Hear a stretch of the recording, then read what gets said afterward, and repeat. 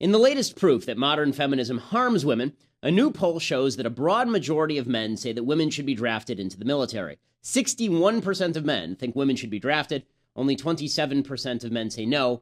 40% of women believe they should be drafted. So a lot more men than women think women should be drafted. Presumably, there are more females who identify as feminists than men. So the question becomes, why is it that feminism only runs one way?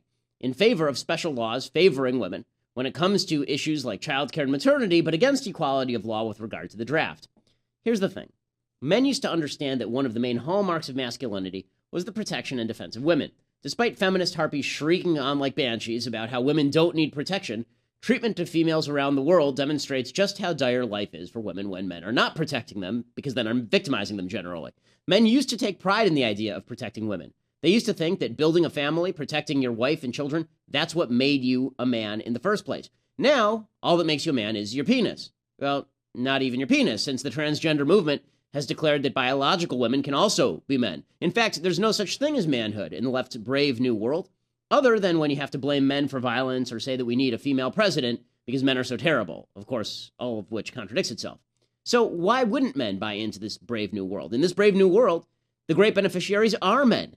They don't wish to abide by traditional standards of masculinity. That's boring. It comes with obligations. You don't want the burden of raising kids?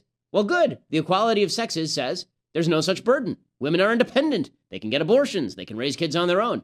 Men don't want the burden of protecting and defending a wife. Well, they don't have to. Marriage is a patriarchal institution, and women can just be lesbians anyway. Men don't want the burden of protecting women across society by exempting them from the military draft. Well, good news. The left has declared that women should be drafted and then siphoned into combat units, even if that means lowering the physical standards for service. The left can't complain about men wanting to draft women so long as they keep proclaiming that equality of the sexes requires sameness of the sexes. Or worse, if they keep saying sex itself doesn't exist. There are plenty of men who are willing to take advantage of that rather convenient argument. I'm Ben Shapiro. This is The Ben Shapiro Show. Tend to demonize people who don't care about your feelings. So first things first, you need to go to dailywire.com right now and subscribe to this podcast so you can not only see my beautiful face and the magnificent shirts that I wear each day, but also so that you can get your emails in for the mailbag, because the vaunted Ben Shapiro Show mailbag, the most exclusive mailbag in all the land, is coming up today, and you could be part of it if you so chose. Also, I know there are people who have actually submitted video mailbag. There's one I think I was supposed to, I was going to pull it earlier this week, and I just forgot about it, but don't worry, we'll do it next week.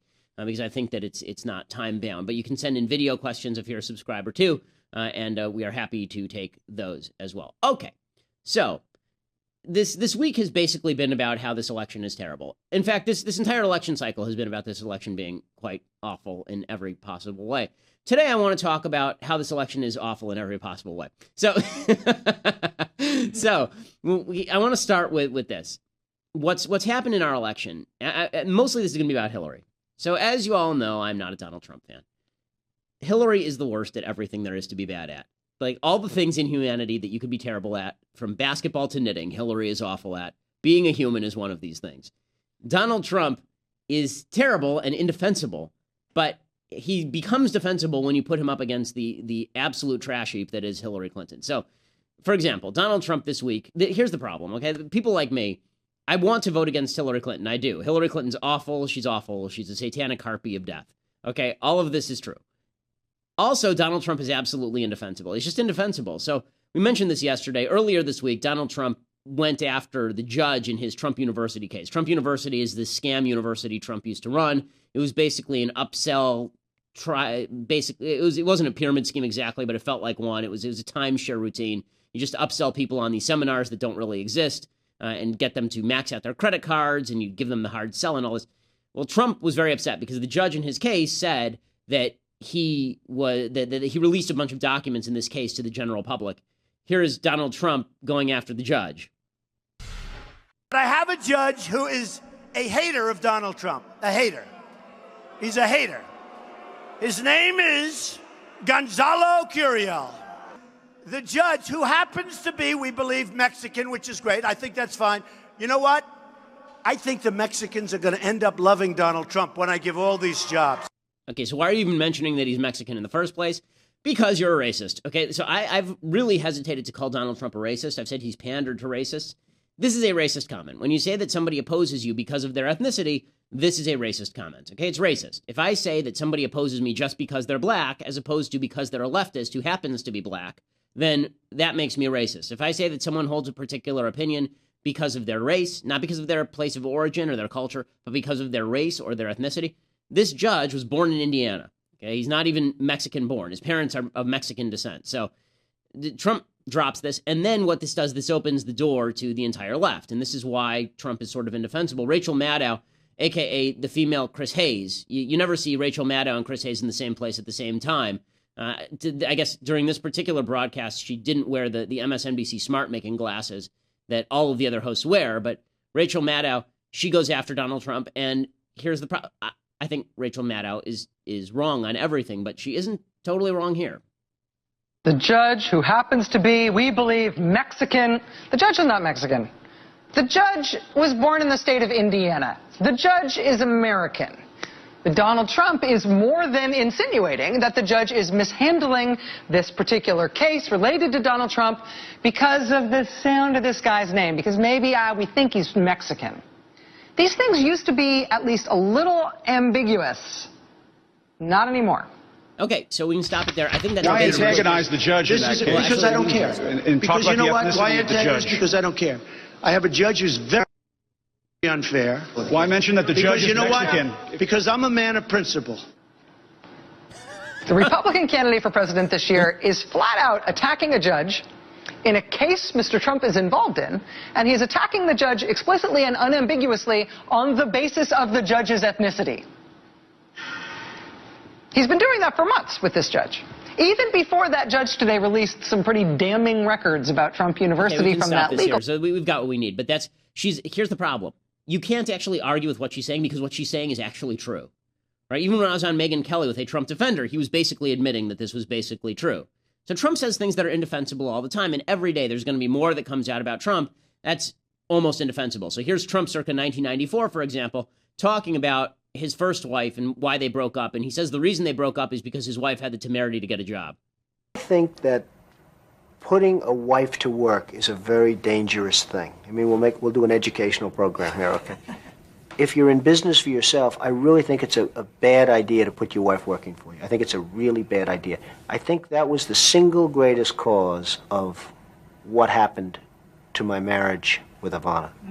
Well, okay, I think the single greatest cause is probably you nailing other women on the side. That was probably why things started to fail there, because you're an egomaniac who's nailing women on the side. By the way, if you want to say working with your spouse is a mistake, that's one thing, but putting your wife to work, but the entire clip, he says, I don't want to sound chauvinistic, but putting your wife to work is a really dangerous thing. Okay, this is borderline defensible, but is not all that defensible. Now, what's funny is that there are people like me. I want people to go back in the Wayback Machine with me all the way back to October. So back in October, I spoke at the University of Missouri, and I was specifically asked about voting for Trump. And I said I would vote for a flaming pile of dog crap over Hillary Clinton. The flaming pile of dog crap in this case being Donald Trump.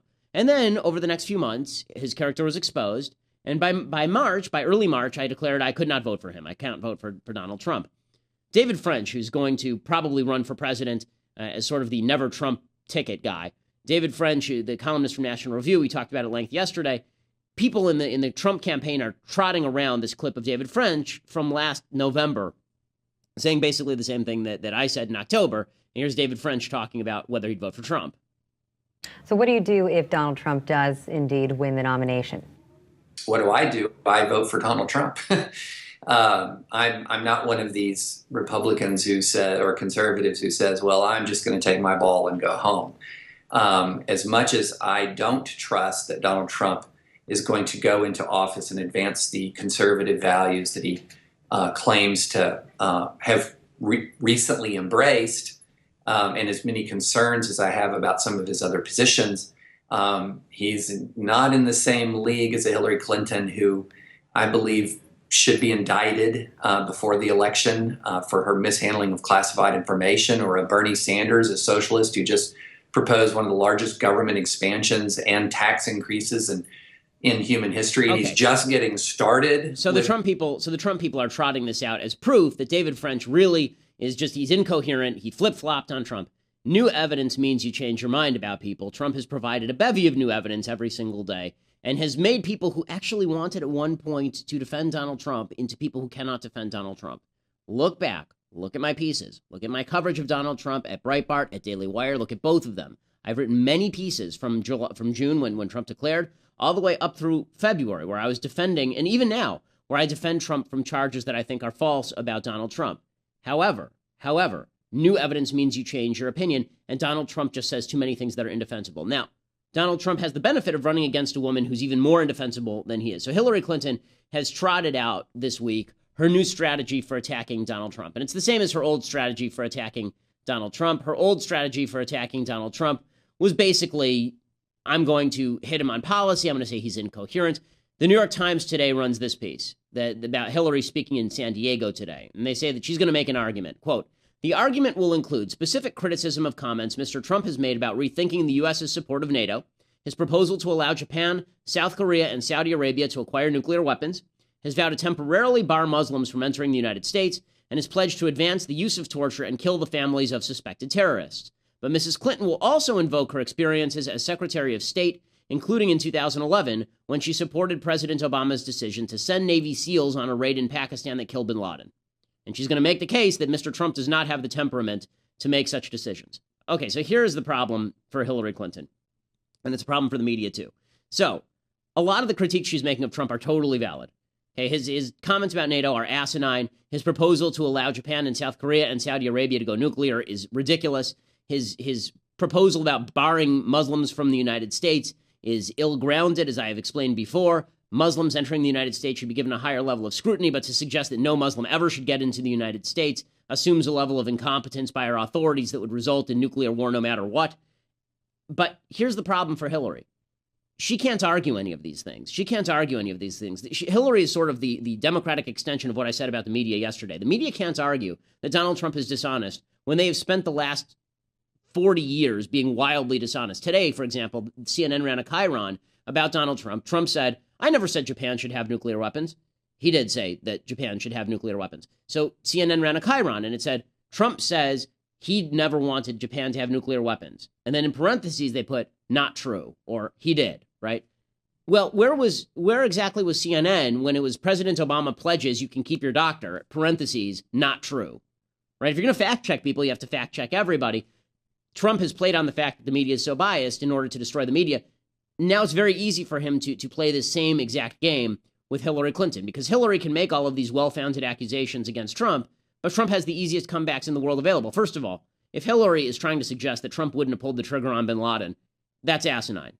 Trump certainly would have pulled the trigger on bin Laden, because anybody with half a brain would have pulled the trigger on bin Laden. Obama delayed and shilly-shallied for literally days while we had this guy in the crosshairs.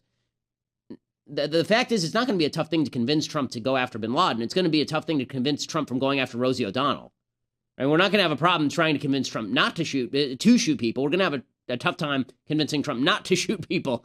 But the problem for Hillary Clinton is that Hillary, as I've said before, is bad at everything and also indefensible. So, for example, she sent out this stream of tweets about Donald Trump and Trump University. And it's the easiest thing in the world for Donald Trump to come back at all of these, which is why in a debate between Hillary and Trump, there's no guarantee Hillary does well. She can't even beat Bernie Sanders in a debate. So, for example, she tweets, "Trump University employed instructors with no experience and lied to sell outrageously expensive packages. In a word, fraud." All he has to say back to Hillary Clinton is Clinton Foundation, right? She tweets, "It's one thing to sell steaks using a name as a marketing ploy. Trump's company intentionally put people at risk. Lady, you went to sleep while 4 Americans were fighting for their lives on a rooftop in Benghazi, and you intentionally put America's national security at risk so you could keep all your emails on a private server so that nobody could know what you were talking about." Right? All of these are the easiest comebacks in the world. Right, here's another one. "Trump's candidacy is built on his business credibility, but his business record matches his character. His only concern is his own profit." Says the lady who took $200 grand from Goldman Sachs to give a speech she won't release to the general public. And she says, "The Trump University con says a lot about Trump. If you can't trust him with your personal finances, how can we trust him with our country?" Hey, Hillary, you were broke when you got out of the White House, darling, and then Terry McAuliffe guaranteed your personal home loans so that you could establish fake residency in New York for purposes of running for office. And then you traded favors at the Clinton Foundation from the Secretary of State position for cash donations to the Clinton Foundation. So, again, The easiest thing in the world, Hillary is so dirty, she's so dirty, that basically all Trump has to do is the old third grade routine. I'm rubber and you're glue. Everything that you say bounces off me and sticks to you, right? That's all Trump has to say, and it's totally true. But Hillary's going to try anyway because she doesn't really have an angle on Trump. The problem is she's so dirty she has no angle on Trump. So here's Hillary making the case against Trump, is saying that Trump scams America. And you can see this is going to have no resonance at all. This is just more evidence that Donald Trump himself is a fraud.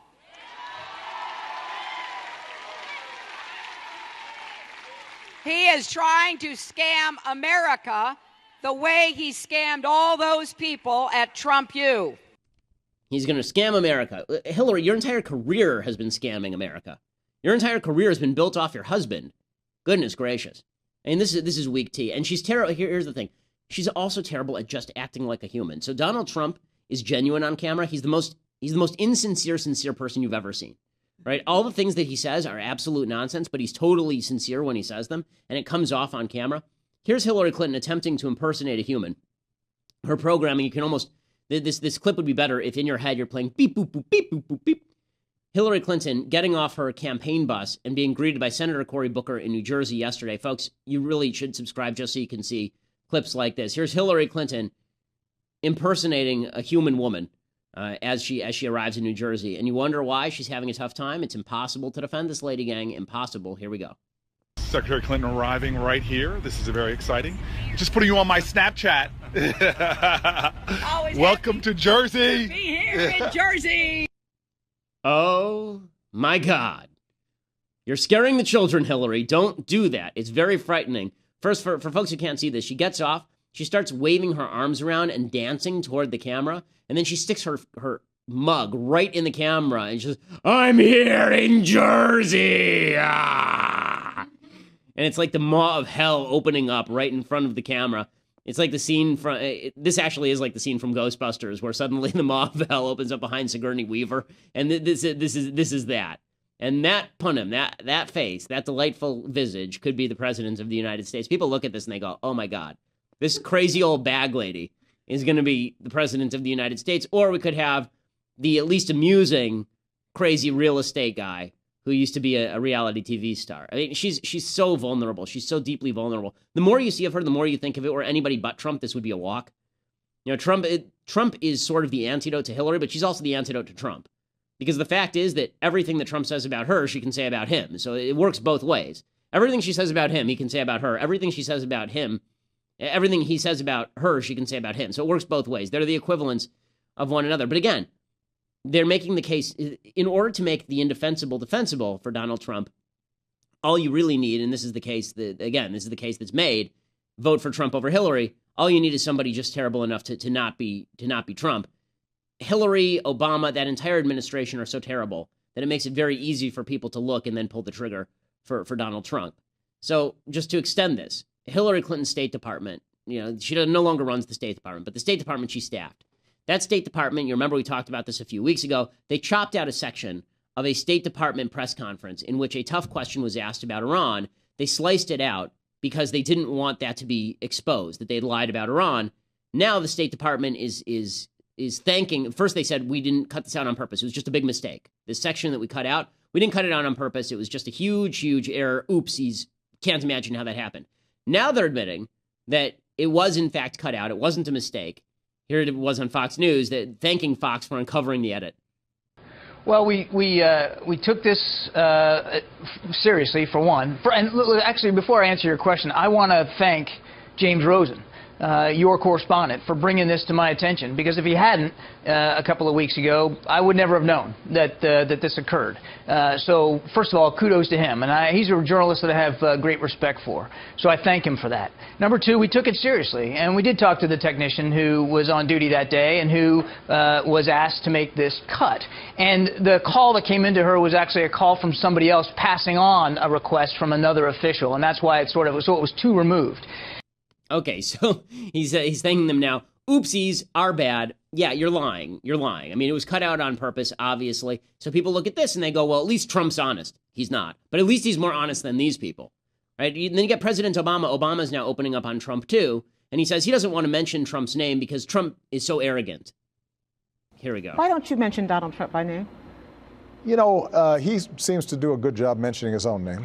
So I figure, you know, I'll let him do his advertising for him. Okay, he mentions his own name enough. Says the most arrogant man ever on the planet, forever, for eternity. Says a man who literally accepted his nomination on a Greek pantheon stage surrounded by columns in a stadium of 60,000 people and declared himself a blank screen upon which people could project their visions of humanity.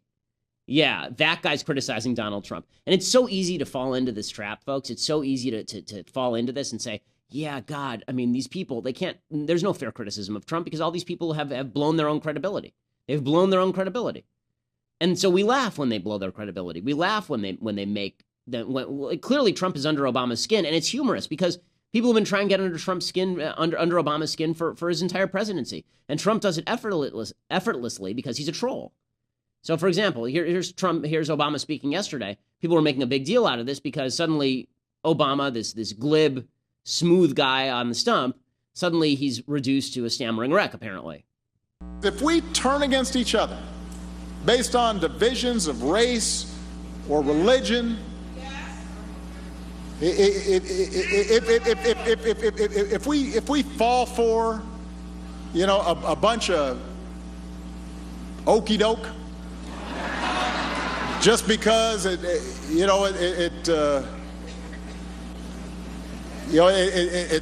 sounds funny or the tweets are provocative, then we're not going to build on the progress that we've started. Okay, if. Okay, so number one, I think this is being a little bit exaggerated. To be fair to Obama, which I never am, but to be fair to President Obama, Obama's always been bad off the teleprompter. Once he gets off the teleprompter, he stammered his way through. I mean, you can find highlight clips of Obama just saying, right? Because that's his go-to, is and you can find clips of this. But it's true, clearly Trump is under Obama's skin a little bit, and that's enjoyable because everybody looks at Obama and they say, you're not just a tool, you're an entire tool bag. I mean, you're the entire Home Depot tool section.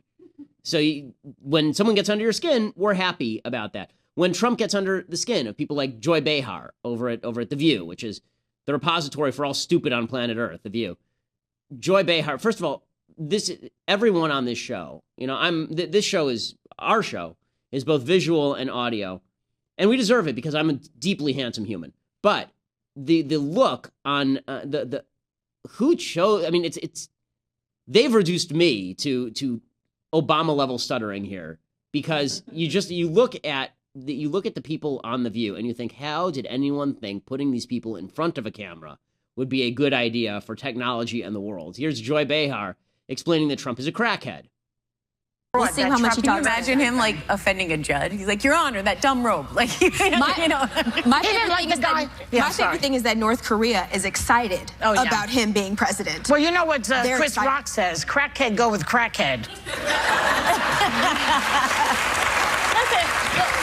Let me just say what one of the guys from North Korea. I love that. That's Chris Rock. It's so brilliant. It's always so great coming from you, Joy. Crackhead, go with crackhead. I love it. Oh, Joy Behar. What a delight she is. So if Trump gets under her skin, and if Trump gets under the skin of Raven Simone, you think that bothers Trump one iota? Trump loves it. Trump loves it. As I've said the entire election cycle, Trump's a hammer in search of a nail, and there are nails everywhere. There are nails everywhere. The problem is that there is a conflation now. And the conflation is he has the right enemies, therefore he must be saying the right things. This is not true. This is not true. Trump certainly has the right enemies, and it's fun to watch him smack them. For example, here's Donald Trump going off on President Obama in response to Obama ripping him. They have no respect for our president. They think he's a total lightweight, and now he's going to be campaigning. And you know what? He shouldn't campaign. He should go out and do the job that he's supposed to be doing, not campaigning. Okay, so you should go out and that's right. That's right. You know, people look at Trump and they say that's exactly right.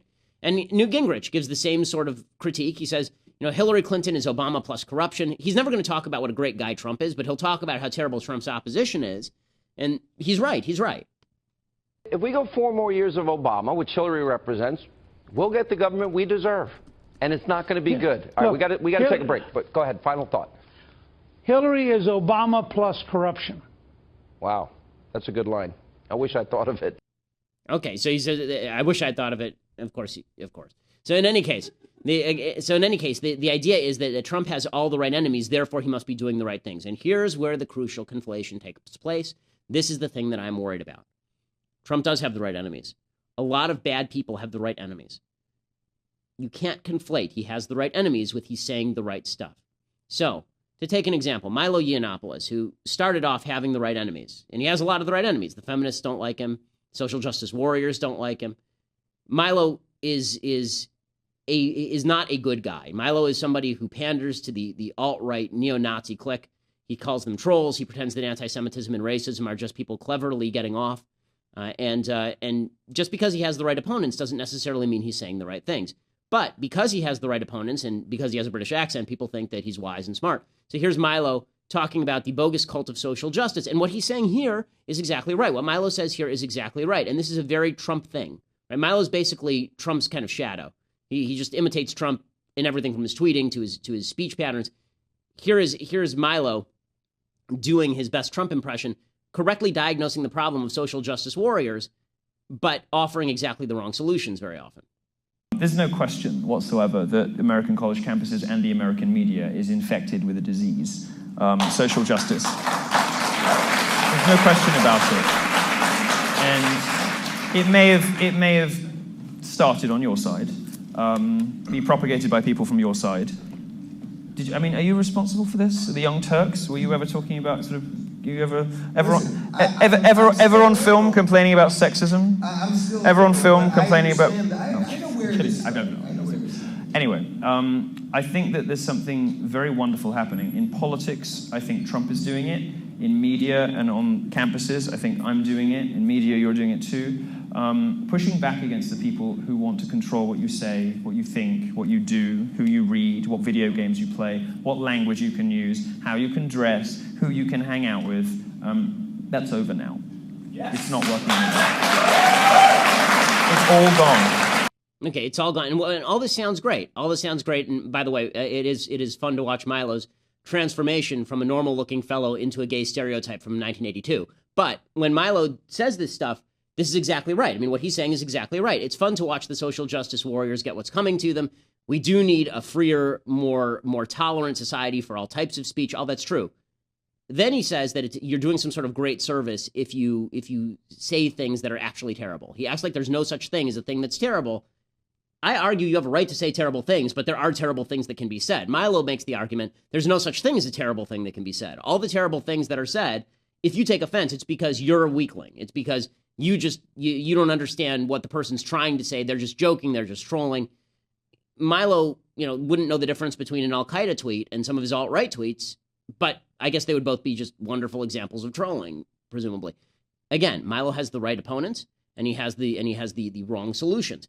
And this is fairly typical, and we're starting to see this conflation between right opponents, wrong principles. And this is what I don't like about the Trump movement. He cites Trump as an example of this. I've said all along, Trump's political incorrectness, half of it's political incorrectness, half of it is actual jackassery. Right? It's not political incorrectness when you say my judge is a Mexican, that's why he dislikes me. That's you being a piece of work. Right? It is politically incorrect to say Islam is linked with terrorism. Politically incorrect, true. Right? But they don't make this distinction because, again, Trump is pissing off all the right people, so it must be okay. Rush Limbaugh makes the same mistake. So Rush was talking about Donald Trump, and I love Rush. I mean, I'm a big fan. I've been a huge fan of Rush since birth. I've only framed one interview that I've ever done in print. It's my interview with Rush Limbaugh in the Limbaugh letter in January of this year. I'm a big Rush Limbaugh fan.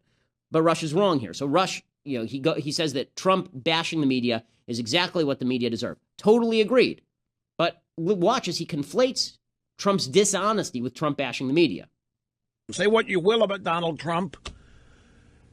How many years have people been begging for a Republican to just once take on the media the way Trump did?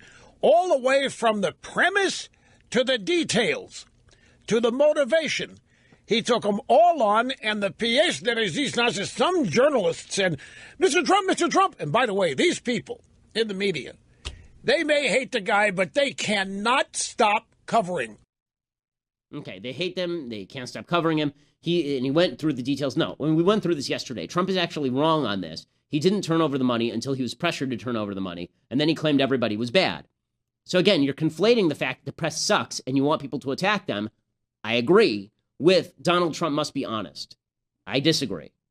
Okay, and this conflation is going to lead to embracing a lot of bad positions because it's going to, you watch, we will go from Donald Trump is right to be politically incorrect, but it's uncomfortable that he's targeting Mexican judges too. Well, it's okay that he's targeting Mexican judges. It's just politically incorrect. Don't we all know that Mexicans are going to be anti-Trump because being from Mexico means that you're anti-Trump because you're anti-white and you're La Raza, right? Well, you watch. This conflation will happen. You'll see this slide from the decent to the indecent because people want to fall in love with the person they're backing against the opposition. They want to ignore all the things that are wrong. There's a halo effect that exists in human psychology.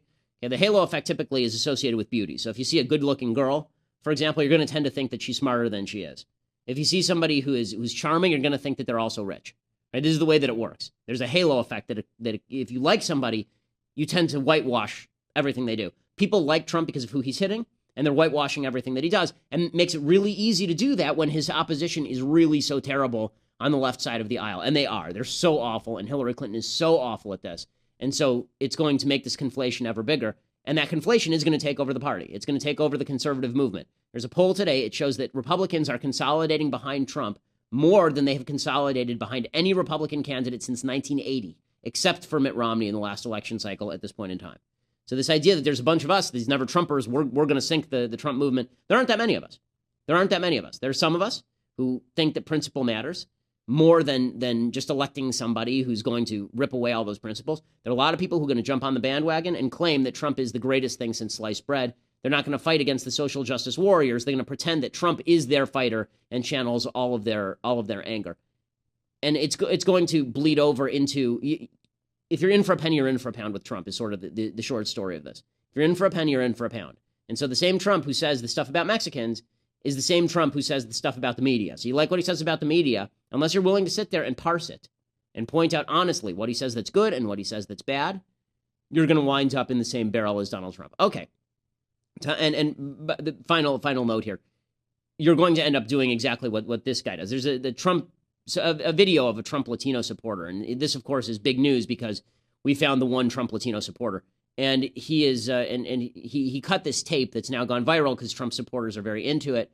Watch the glowing terms in which he speaks of Donald Trump. This is the Trump cult, right? You can't just be pro-Trump to stop Hillary.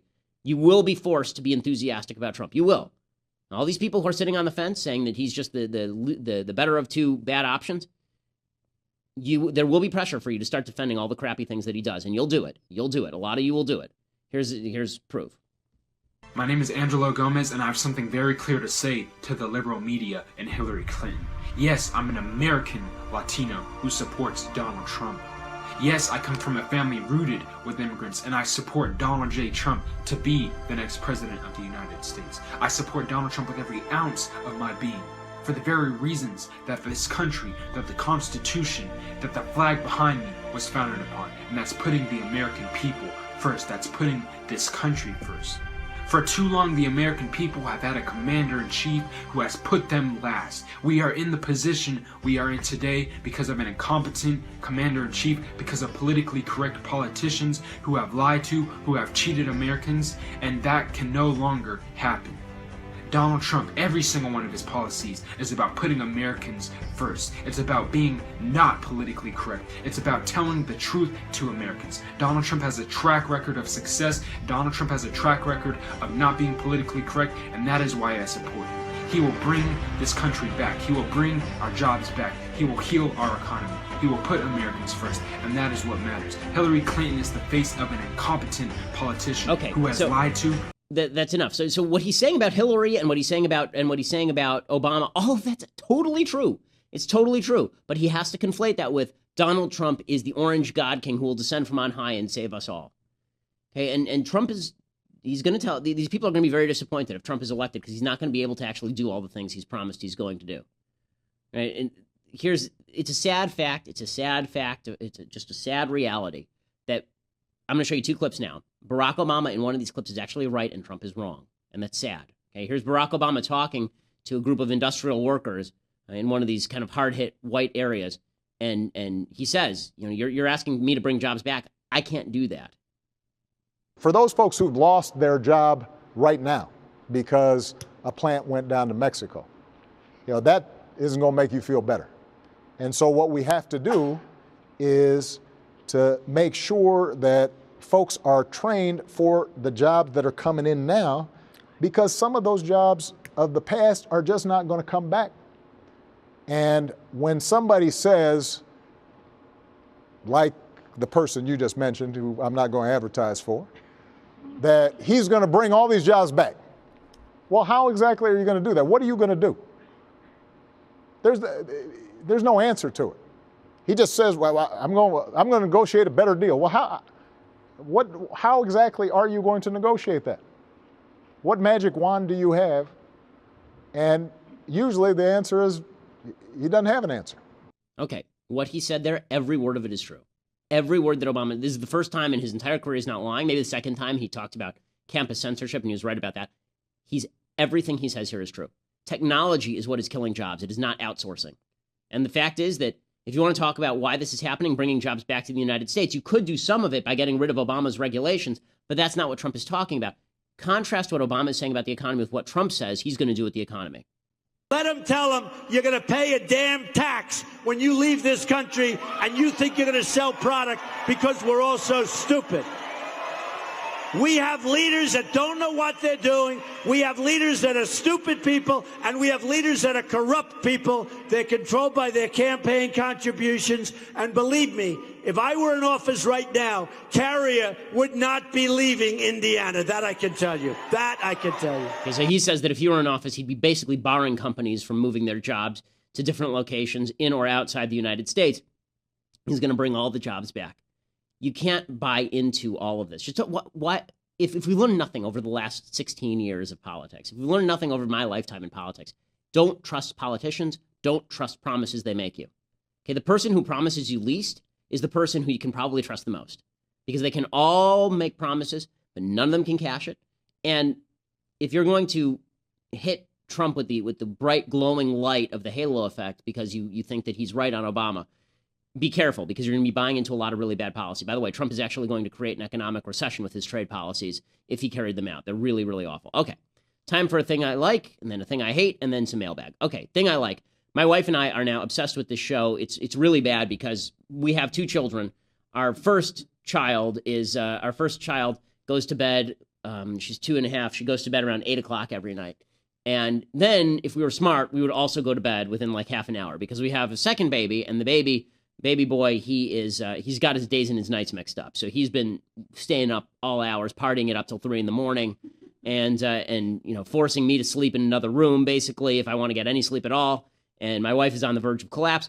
Part of the reason for that is because we're stupid. And so what happens is that the first baby goes to bed, and then we sit there. The second baby sort of falls asleep, which we shouldn't let him do. And we sit there and we watch this show, The Man in the High Castle. This show is terrific. We're now 6 episodes in, and it's a phenomenal show. I mentioned Turn yesterday. This is the other show that she and I enjoy watching more. These are, in my opinion, the two best shows on TV, Man in the High Castle, and I'll explain why in a second. Here's what the trailer looked like for season 1.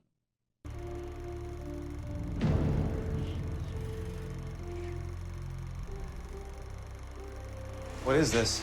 Newsreel film. It shows us winning the war. Well, we didn't win the war.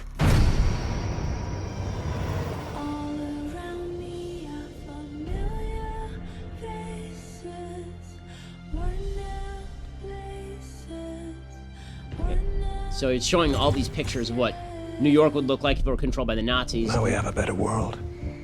There are those who seek to drag us all backward. We have arrested suspects smuggling subversive films. That film shows the world not as it could be, but as it is. It has to be about something more. I need answers.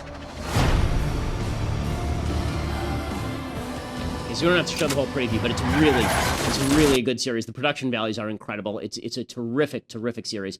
It's based on a book by Philip K. Dick. The book is not good.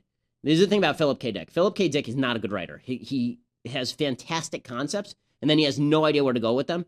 His concepts are great, and then he has no plot and no character. There's so many good movies that have been made out of Philip K. Dick's stories.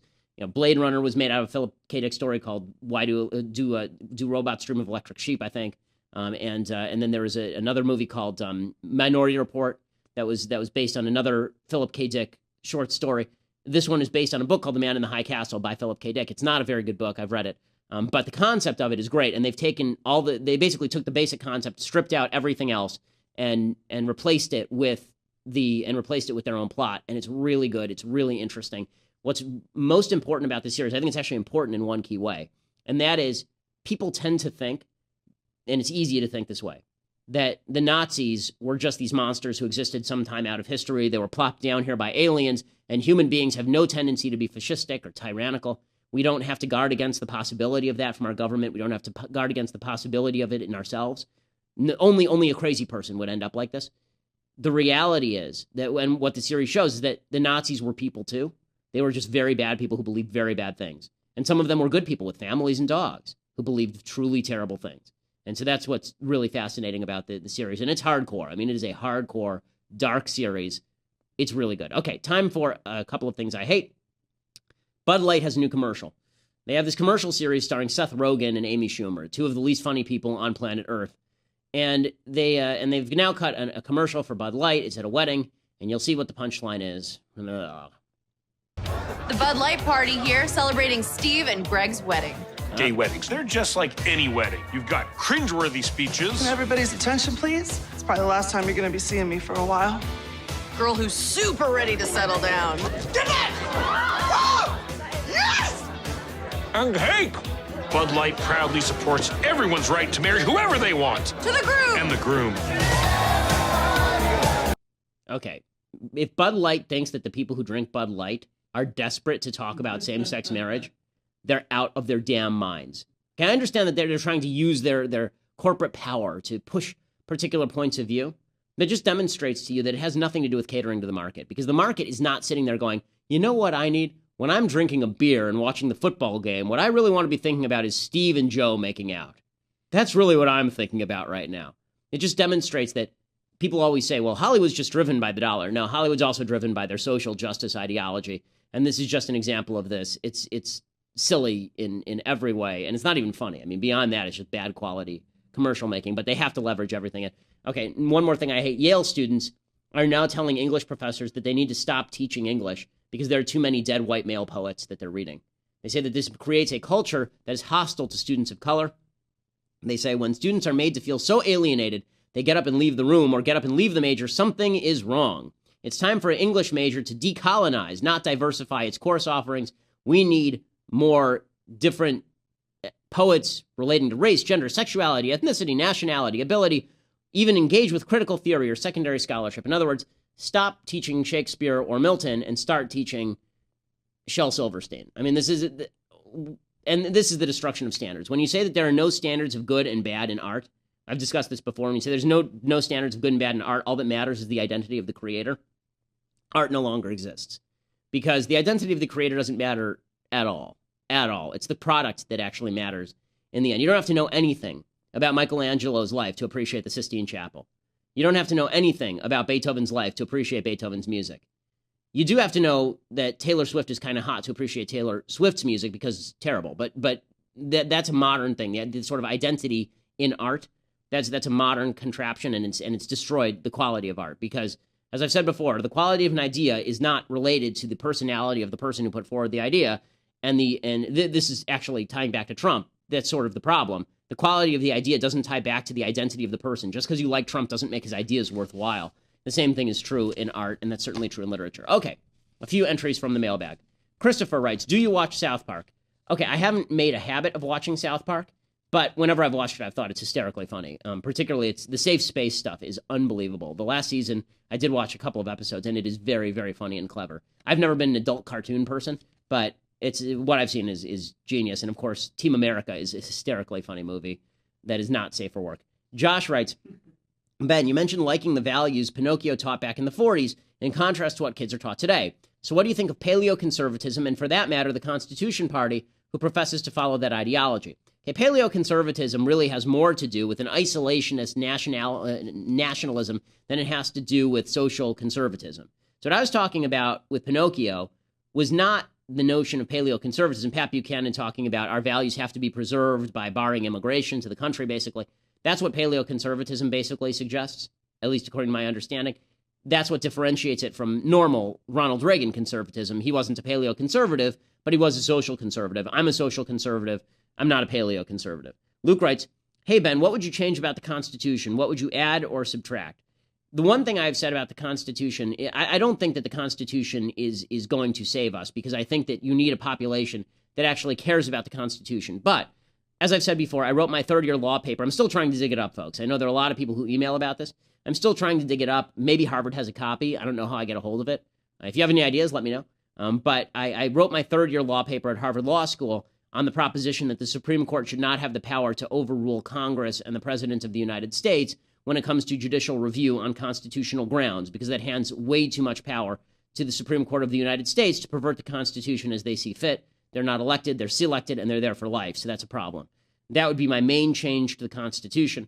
I would also suggest, if you're going to do a constitutional amendment, I would also suggest that we have a constitutional amendment that no bill can be longer than 10 pages and they all have to be in plain English. So no omnibus packages. No, none of this. We're going to wrap 1,000 pages into a package that nobody has ever read, and then, surprise, we'll have to pass Obamacare to find out what's in it. Daniel writes, my leftist grandparents support Bernie mostly on the fact they fear conservatives would completely cut pension plans for all generations, as Matt Bevin has tried to do in Kentucky. My question is, should a conservative be elected, wouldn't it be a better scenario to pay off the pensions of the baby boomers and Generation X who are finishing or in the middle of their careers, and inform millennials to start saving and investing wisely for retirement? Daniel, this is exactly what Paul Ryan has said. I think Matt Bevin has said the same thing. Cutting pensions is not necessary for people who are already in the middle of their pensions. I mean, if you're talking about Social Security, for example. What you have to do is you have to phase it out, because if we keep going in this direction, the country will be bankrupt. So people like me, I shouldn't be getting Social Security. I shouldn't, and by the way, neither should anybody my age. We should just say no more Social Security. Even if you're going to, first of all, I don't think the government has the right to take away my money to protect me from myself. I don't think they have that right in the first place. If you were going to suggest that they should do that, the best thing you could do is say, okay, take your money and put it in bonds, right? Take your money, put it in a bank account, and it's going to stay there, and it's going to accrue a 3% rate of interest for the rest of your life, right? Take it and put it in a diversified portfolio in the stock market, right? That would at least be better. Now, I don't think, again, they have the ability to tell me what to do with my money, so I'm not in favor of that generally, but the sort of privatization of Social Security, which is to say the government mandates that you take a certain amount out of your paycheck and put it away for retirement, that at least makes more sense than putting it into this Ponzi scheme where I'm paying my grandmother Social Security. Like, this is the great lie, is that children no longer pay for their parents. They do. They just do it through taxes. The reality is that when my parents get older, hopefully they've saved up enough money for retirement, but I care about my parents more than you do. So I should pay more for my parents than you should. You care about your parents more than I do. I don't know your parents. For all I know, they could be crap. I don't care. I mean, I'm sure that they're wonderful people. Maybe they aren't. Maybe they're terrible people. I don't know. But that's the point. It's your job to take care of your parents, just like it's your job to take care of your kids. And a society that doesn't recognize that ends up living off the backs of the responsible and throwing responsibility off the backs of the irresponsible. Andrew writes, if you could rewrite the ending to Lost, what would that ending look like? I would cut the last 5 minutes. Just cut it. Just cut the last 5 minutes. The whole, we're in purgatory routine. Make it so that what they were trying to guarantee was the possibility of this alternative reality that had been appearing since season 4. And just stick with that. And happy ending. Everybody goes home happy. Instead, we get everybody died. Yes, we know. The thing I hate about Lost, 2 things I hate about Lost. One, and I was a devoted fan of the series. Like, my family and I sat down every Wednesday night and we watched it all together. We watched every episode more than once. I mean, devoted fan of the series. 2 things I hated about the series. One is, don't give me this cop-out that if you pose all these questions, that you just won't answer them because the questions matter more than the answers. Go yourself. Questions matter more than the answers. The whole point of me watching fiction is I understand life poses unanswerable questions and that we all die at the end. I get that. That's why I'm reading fiction, right? If I wanted to read about death and horror, I could just do my job and tell you about the news, right? If I want to read about fiction, the idea is that you're imposing a sense of order on reality that I get to engage with. And that's fun, and it's escapism, and it's nice. Lost didn't do that. Instead, they basically said, we'll take you along. Trust us, trust us, trust us. And at the very end, they ripped the rug out from under you. And it's really terrible. So there's the question thing, which is just an intellectual cop-out. You want the answers to the questions? That just shows how beneath us you are, that you want answers to the questions that we pose. It's, go screw yourself, gang. And then the second thing was the whole, they're dead at the end. Too clever by half. Everybody thought it was purgatory from the very beginning. Instead, they said, no, it was real, but the real story is purgatory. Okay, yeah, we understand you were trying to outsmart the audience. Congratulations, you outsmarted us. You can also outsmart me by shoving a dog turd in my mailbox, but it isn't great. It's not something I'm going to enjoy. Okay. Ricardo writes, I find the alt-right repulsive. It disturbs me how much they're influencing the Republican Party. How do we defeat them? Do we have to wait for Trump to lose or betray their expectations or hope for the movement to die out? I think you have to loudly challenge them, and you have to point out where people are bad. And again, don't buy into the Donald Trump alt-right just because he has the right enemies. That's what the entire show has been about today. Josh says, Ben, love the show, love you in a brotherly way. I hope I can be half as good at you as debating at some point in my life. You can't, but keep trying. It says, my question to you is, I'm just kidding. Read my book, 11 Rules for Debating a Leftist, and you can get there pretty quickly. It says, how do you not talk about politics around your wife? My wife actually enjoys talking about politics, so this is the nice thing. In fact, I don't like talking about politics in my off hours. One of the annoying things, and it's not really annoying because I'm not enough of a celebrity for it to matter, and even if I were, I enjoy talking to people, but I went to the park the other day with my wife, and legitimately 6 separate people came up to me because they watched the podcast and wanted to talk about Trump. And I was like, I'm here with my kids now. I really don't want to do this. I did it anyway, but I don't like talking about politics in my off hours because I do it for a living. Do you like talking about accounting in your off hours? Right? So that, but if you don't want to talk about politics with your wife because you disagree, then number one, you married the wrong person. And number two, you can just say, we're not going to talk about politics. It causes us to fight for no apparent reason. And that is my unsolicited dating and marriage tip of the day. Don't marry somebody who's going to have wildly differing political opinions, because political opinions are a reflection of values, and marriage should be, I'm a fan of no value intermarriage, right? Be married to people who agree with your values. Hopefully to one person who agrees with your values, so you're not a polygamist. Leon writes, hi, Ben. I've been watching recently a lot of speeches of yours regarding businesses, and what I've noticed is whenever you hear a leftist take on issues like minimum wage, you challenge them to take their ideology all the way and argue complete socialism. I think this is valid, but it's only fair to do so for the right. Are you really okay with a completely free market? Would you be okay with monopolies if it is consensual? What about health regulations, such as expiration dates on milk? Should these be abolished for a free market? Yes, I am fine with a free market in all of these things. Yes, I'm fine with all of that. And I'll explain, given the 2 issues that you mentioned. Monopolies don't exist in a free market because in a free market, you can't pay the government to keep people out of the market. Microsoft was not a monopoly. Microsoft's product got markedly worse after the government broke them up as a quote-unquote monopoly. There's a really good book on antitrust. It's a little sophisticated, but it's a really good book by Robert Bork on antitrust. This is what made him famous originally, in which he discusses the fact that antitrust law has basically been a vehicle for breaking up big companies that are successful and making products worse. As far as the health regulations like expiration dates on milk, let me ask you this. Let's say you went to the store, and let's say you bought some milk from the store, and it was rotten. And the next day you went back and you bought some more milk, and it was rotten. What would you do? Presumably you would stop shopping at that store, correct? You'd find someplace else where you'd buy the milk. And you'd find a different milk provider, maybe. Competition takes care of a lot of quality control because it turns out you have the capacity to buy a better product and use your judgment. I can tell when food is rotten, so can you, right? The government doesn't need to tell me when food is rotten. And by the way, the expiration dates on your milk, half the time they're wrong, right? I mean, half the time your milk lives like another 3 days beyond the expiration date or goes sour a week before the expiration date. So that happens a fair bit. So this idea the government can protect you from yourself, this is just something we're used to, but it doesn't mean that it's correct. George writes, hi, Ben. During the fall and winter months, you had stated on your podcast multiple times, if you had the choice between winning the election or destroying the media's credibility, you would choose destroying the media's credibility. Wouldn't this be a solid reason to support Trump? Because he will have destroyed the media's reputation, paving the way for conservatives in the future.